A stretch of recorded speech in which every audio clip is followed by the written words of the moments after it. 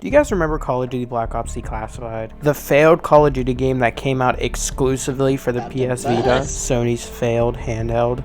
This game was one of Sony's big attempts at bringing people to the PS Vita and trying to justify its very steep price and other problems. Look, we know it sucks that you have to use our special charger and memory card for our hella expensive console, but look, it's the cool shooter game that all the cool people play. Call of Duty Black Ops Declassified was released on November 13th, 2012, about a year after the PS Vita was released in Japan. The game was developed by Instigate Games, who also made Resistance Burning Sky, another PS Vita exclusive. This game released with mixed reception, well, some saying it's bad and others saying it's good for a handheld game. Back when this game came out, being the Call of Duty fanboy I was, bought it and played it for a decent amount. So maybe I'm blinded by nostalgia cause people hate this game. But what went wrong? How did this very powerful handheld in a big corporation like Activision fail to deliver with a game in the biggest franchise in gaming? With the Black Ops name attached to it, how could it fail? Well, let's see and get into it. Leading up to launch, people were pretty excited about this game. I mean, a COD game on a handheld, and it looked good?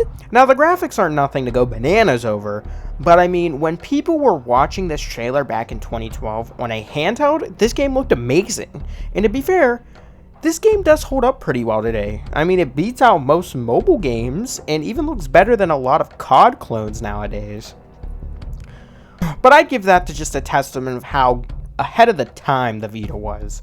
Other than the graphics, the game looked like a real full-on COD game with a campaign, a multiplayer, and a Spec Ops mode instead of zombies. So when the game launched, it sold around 118,000 units.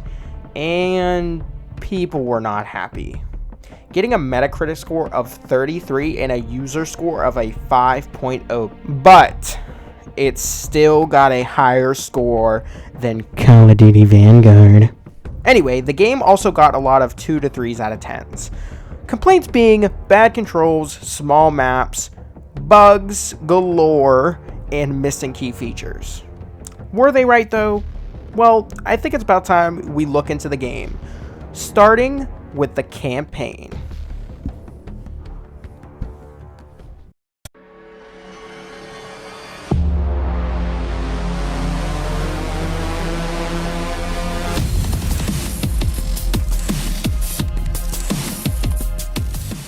The campaign has 10 missions, and you can do these missions regularly or in a time trial mode.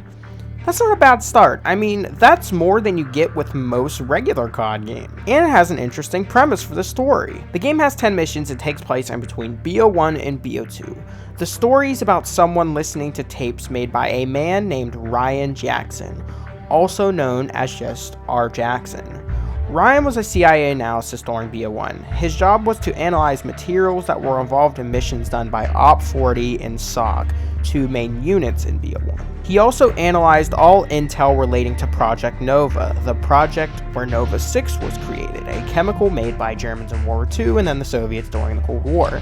A chemical that was very dangerous, obviously. But anyway, back to Jackson. His job was to analyze it, its development, its creators, the test subjects, and specifically the men tasked with taking it down, in particular Mason, Hudson, and Woods. Special Agent Ryan Jackson, Office of the Inspector General, case number 290184, January 8th, 1990. I've spent the better part of my career at the agency studying the lives of these men. First under former ADSAD Richard Kane, and again, now with OIG. Mason, Woods, Hudson, Dragovich, Nova, Kennedy, Angola, Nicaragua, and now, thanks to recent events in Panama, the Senate subcommittee wants answers. Jackson knew a lot about these men's lives. So much, in fact, he was assigned the leader of Operation Charybdis, an operation to eliminate Mason, Hudson, and Weaver due to Mason being deemed a threat to national security due to him being classified as mentally unstable because of the events of BO1 where he was brainwashed.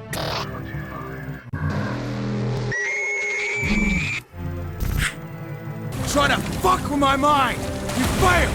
You don't know anything! You tried to turn me against my own! Tried to make me kill my own president! tried?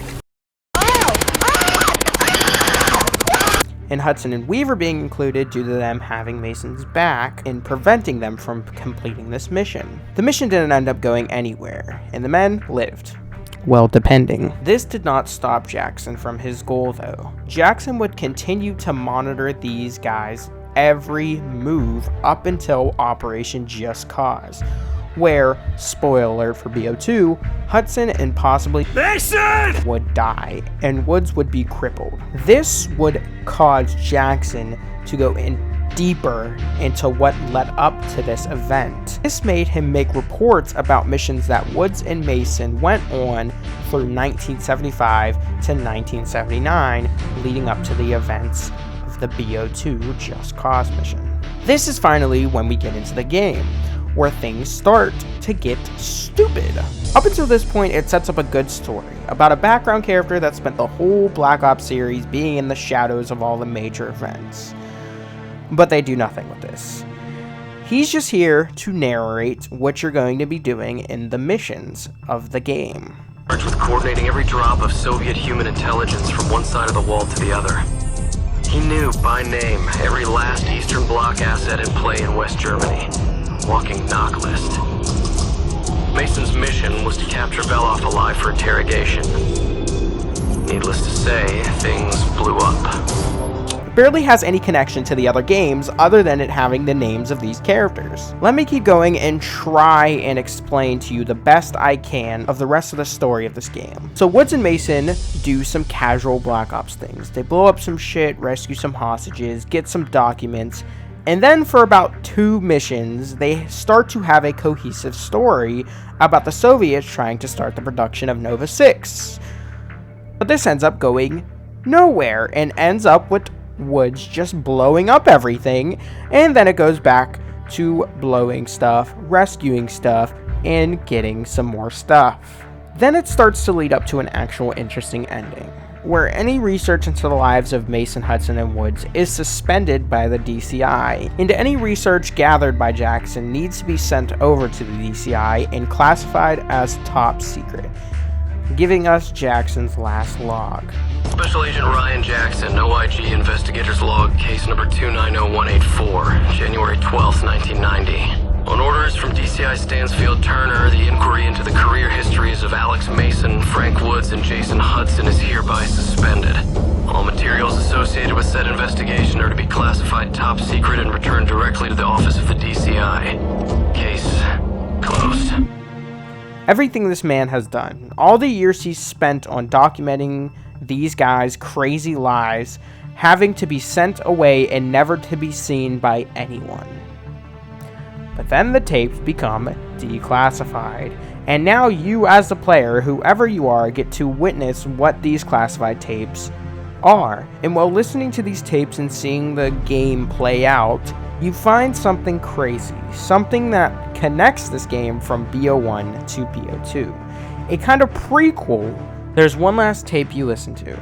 On this last tape, Jackson tells a story of a random CIA operative who's on a mission to go to a location where a lot of high-ranked cartel members are, including one of the highest ones, Menendez. Inquiry into the career histories of Alex Mason, Frank Woods, and Jason Hudson is hereby suspended.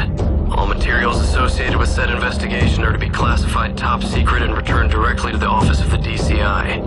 Case closed.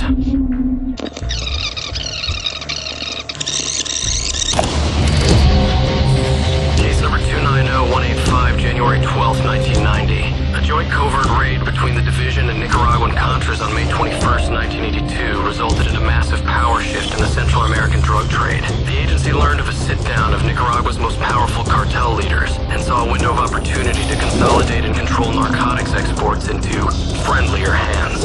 However, the mission had unintended consequences. The rise to power of a man named Raul Menendez. So then you play through the missions, going through the house, taking down member after member of the cartel, and then you see him, Menendez. But surely you don't actually kill him, right? I mean, that would completely defeat the purpose of the game. It wouldn't be a prequel anymore. Then it would be like an alternate timeline. It wouldn't make any sense. They can't do this. But then this happens.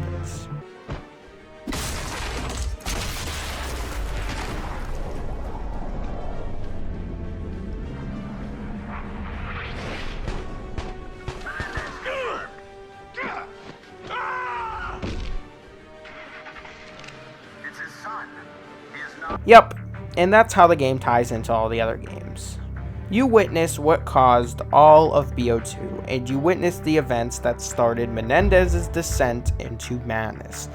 The one thing I have to give this game's story, other than the ending, is how it shows such a major event story-wise, but not making it ruin or spoil anything from BO1 or 2. It just stays in its own lane and then adds a little extra flavor to BO2.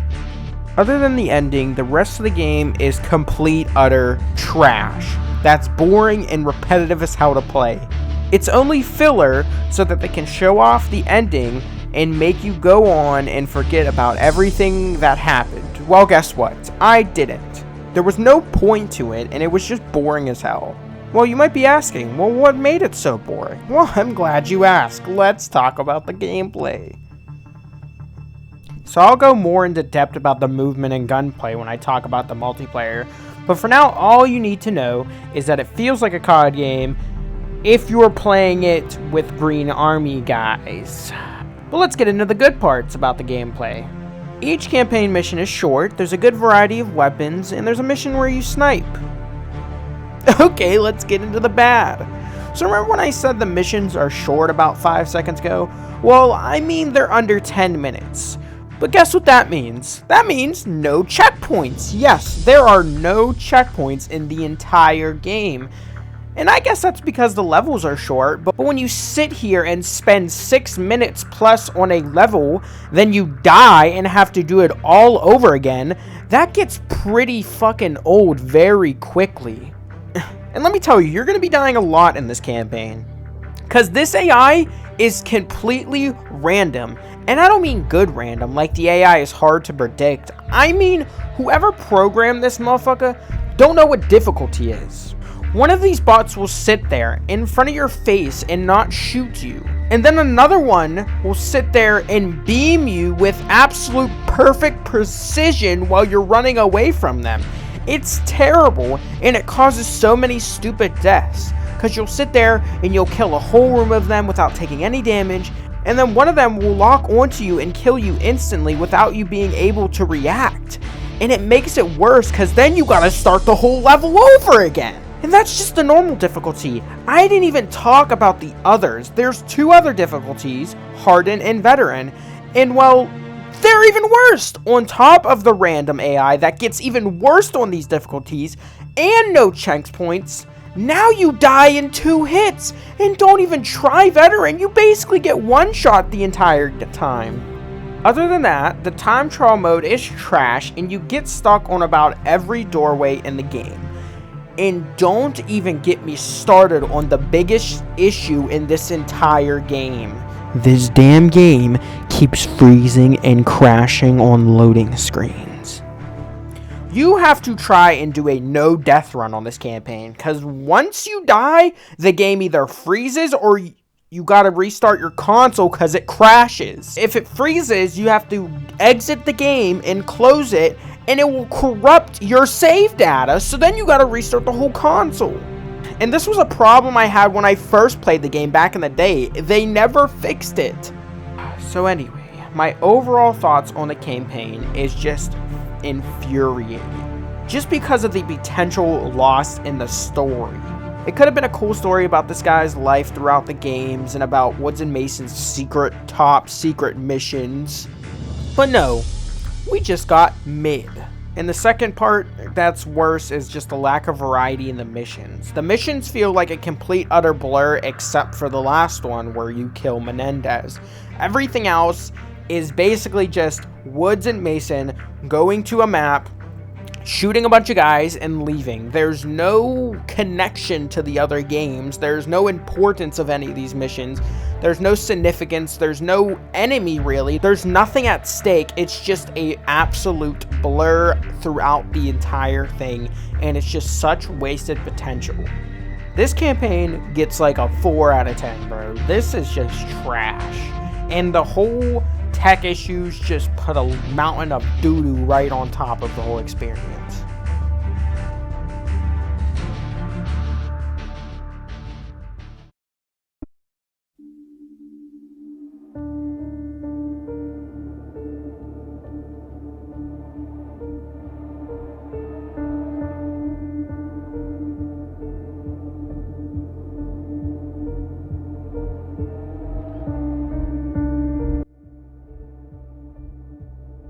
Let's talk about Hostiles now. Hostiles was the third mode in Call of Duty Declassified, the first and only time a Black Ops game did not feature a zombies mode.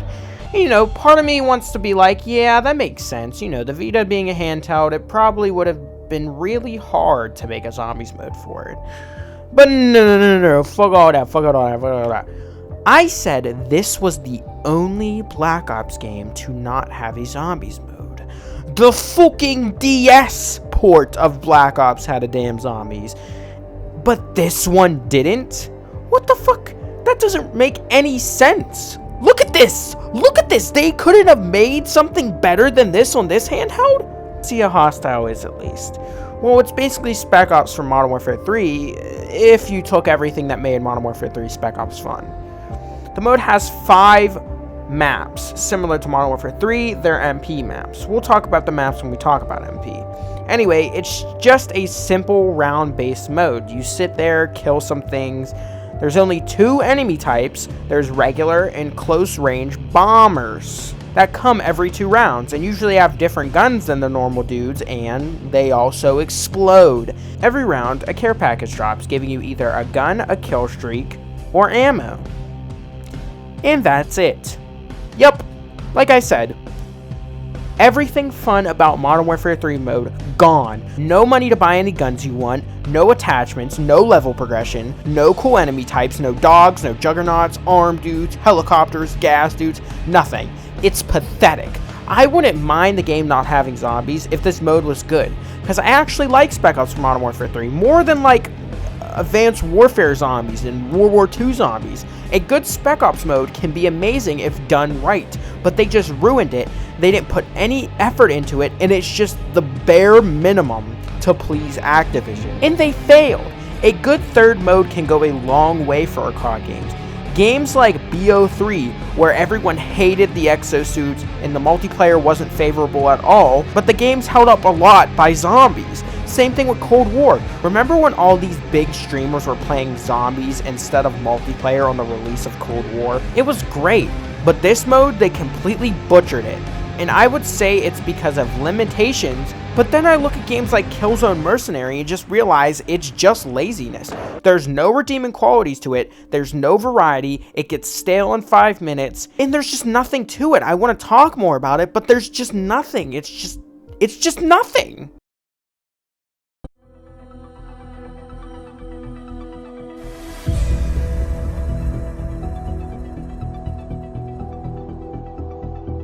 Now, here we go to the meat and bones of a Call of Duty game. The reason you buy it.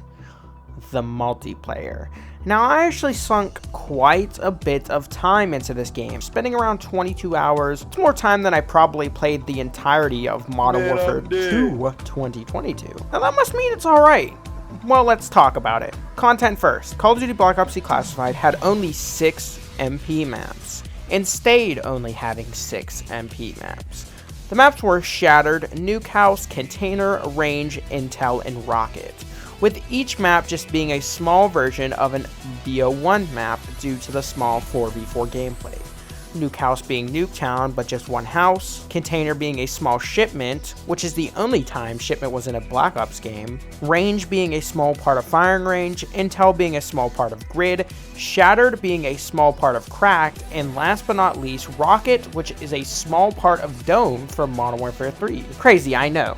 The maps themselves weren't bad for 4v4 gameplay though. Although a bit small, it always kept you in the action, and I never felt like I died to bad map design. It's not like Modern Warfare 2019, where you die to people that are in spots you didn't even know existed in the game. It keeps it really basic, but keeps it intriguing at the same time, because it's just like, all the maps are shipment. There's some people that can get kind of boring, but for 4v4, it's pretty good. Other than that, they look pretty good, and I don't hate the direction they went with the maps when they just made them small BO1 maps, because I love BO1 maps, but I can't say the same for the movement slash feel of the game. I meant it when I said this game feels like you're playing as a green army guy. You basically float around the map when you walk, and the movement and animations are just stiff as hell. Just like the campaign, you get stuck on everything, doorways, windows, the ground, all around. The game just feels like it's built wrong. It feels worse than COD 4, COD 3, fuck, it feels worse than Roads to Victory on the PSP. Again, laziness. Compare this game to Killzone Mercenary, where everything just flows amazingly and just feels butter smooth. But how's the gameplay? Well, this is where things actually start to get good. As for handheld game, this isn't bad. On top of the decent maps, there's 28 weapons. Each one you're able to level up to level 20, unlocking 20 attachments for each weapon. You're allowed to have 2 attachments on your gun, and 90% of them are BO1 weapons. But there are a few exceptions. They added a couple of Modern Warfare 3 weapons, like the PP and the Striker. Pretty cool how this game's MP is a weird mix of Modern Warfare and Black Ops. The weapon balance itself is pretty good. There's really no meta weapons. All the guns are viable, and you might be thinking, well, these maps are pretty small. It must be terrible for sniping. But no, sniping's actually really good in this game. So good, in fact, there used to be clans for this game, and I used to be in one of them. I remember sitting there on Nuke House lining up trick shots for the clan leader's channel. Good times. But anyway, there's 4 lethals and only 2 tacticals.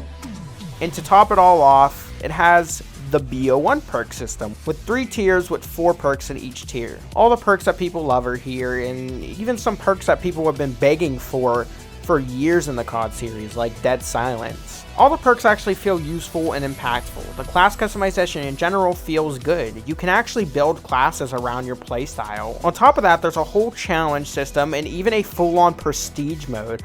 I would say that's a pretty good amount of content, considering nowadays we get none of these features in a mainline COD game like Modern Warfare 2. But back in the day, these were common things. I mean, this game came out around the same time BO2 came out. So when you sit here and you see how much content this has compared to BO2, you just wouldn't buy it. That says a lot about gaming today, because if this game was released today, it would be looked at as a fucking masterpiece. But to be honest, all that said, the bad and the good, this MP was fun as hell to play on a handheld. It has a lot of core parts in making a good COD game, and you can play it anywhere. Back then, I couldn't get enough of it. I don't know what it is. Maybe it's just because it's so simple when it's just a basic COD game. I don't know. I love playing the maps, the progression, the chaos, the hilarious movement. It made a great experience for a handheld FPS game. But sadly, all the good I have to say about it is completely ruined, because the tech issues come back into play. Back then, this game was so unstable that sometimes it was just unplayable and completely would kill the mood. I hope you like loading into a match just to get kicked out during the loading screen, because that happens about 80% of the fucking time. Or when you get into the game and all of a sudden you just get kicked back to the home screen. No error message, nothing. Just disappointment and regret that you just spent money on this fucking game. I would be having fun, loving the game, and then boom, mood ruined. That was honestly mine and a lot of people's biggest problem with the game. It's just a tech disaster and completely ruined any enjoyment people had with the game. And the lack of variety in maps and the terrible movement just added on top of it and made it trash. Well, how's the multiplayer today? Well, people are actually still playing it. I actually find matches faster than I do in old console CODs. But honestly, I can't stand to play it for more than an hour. Once the game crashes a couple times, I just give up. In general, the multiplayer is a very mixed bag. Like I said before, the core gameplay itself isn't bad. It just has a skeleton of a COD game. Good class customization, a prestige mode, decent maps. It just lacks the meat of a COD game. Not enough maps, not enough weapons, stiff gameplay, and terrible bugs. So in general, I give the MP about a good 6 out of 10. It's fun to play, but not enough to keep you coming back. Well, that's Black Ops Declassified. It ended up selling well, becoming top 5 best-selling Vita games, with 1,260,000 units being sold. All around, I agree with the reviews of this game. It's a solid 3 to 4 out of 10. Disappointing campaign and side mode, and a hollow, at time unplayable multiplayer with all the bugs and unpolishedness of this game just makes it feel like a utter cash grab, and seems like Activision just handed out this project to anyone. Cause this is just sad, and whoever was lead of this game should be ashamed of what they made. But there still is a pretty decently sized community of people who really enjoy this game, and I mean, I used to be one of them. But I can see why. Nowadays you could just whip out your phone and play basically the best COD ever content-wise. But back then, this was the first and only COD on the go that had a full-on MP. It was this or nothing, so it didn't seem that bad, cause the only thing we could compare this to was this. At a time where handhelds were known to be worse than consoles, it's not like now where things like the Steam Deck and Switch exist. So this was unbelievable. No one thought it could be done back then. So the fact that they even got close to making a complete COD game is very impressive. Again, I used to be one of the people who loved this game, and it was this or nothing. There was no other COD on the go. There wasn't really any other online FPS games you could play on the go.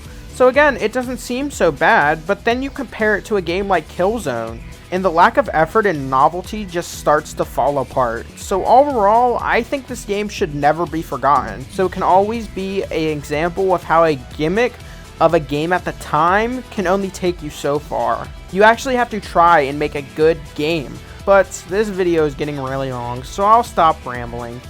Thank you guys so much for watching, and if you enjoyed the video, please consider subbing. It's much appreciated. Anyway, that was the story of the forgotten COD game. See ya, boys. Well, moving on.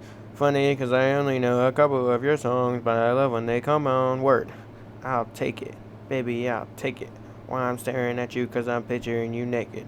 Know what's on your mind, embrace it, do not fake it. Tonight is what you make it. Take it, do not waste it. Take a shot, you're not wasted. Looking the block with mind play. I'm in a small ass town with a superstar chick. This is superstar dick, girl. How can you not taste it?